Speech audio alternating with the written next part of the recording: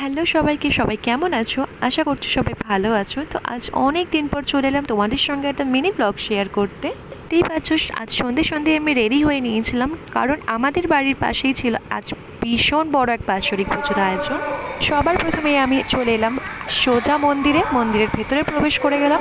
আর এখানে দেখতেই পাচ্ছ তোমরা যে পুজো অলরেডি হয়ে গেছে, আমার একটু আসতে লেট হয়ে গেছে।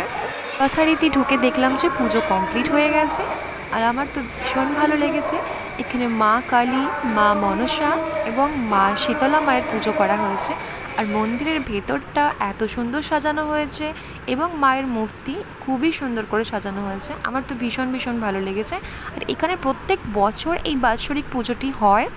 অনেকে হয়তো জানো, অনেকেই মন্দিরের কাছাকাছিও থাকো, হতে পারে অনেকে হয়তো এই মন্দিরে এসেওছো কখনো। তো তারা অবশ্যই কমেন্ট বক্সে জানাবে যে কারা কারা এখানে আগে কখনো এসেছো। আর প্রত্যেক বছর এইখানে বাৎসরিক পুজোটি আয়োজন হয়, কিন্তু আমার এখানে আজকে আসা প্রথমবার। তো এখানে প্রত্যেক বছর বাৎসরিক পুজোটি আয়োজনের সাথে সাথে এখানে কিন্তু মায়ের ভোগ বিতরণ করা হয় এবং প্রচুর মানুষ কিন্তু মায়ের ভোগ গ্রহণ করার জন্য আসে। আর আজকেও একদমই সেম হয়েছে, সবাই এসেছে মায়ের ভোগ গ্রহণ করার জন্য।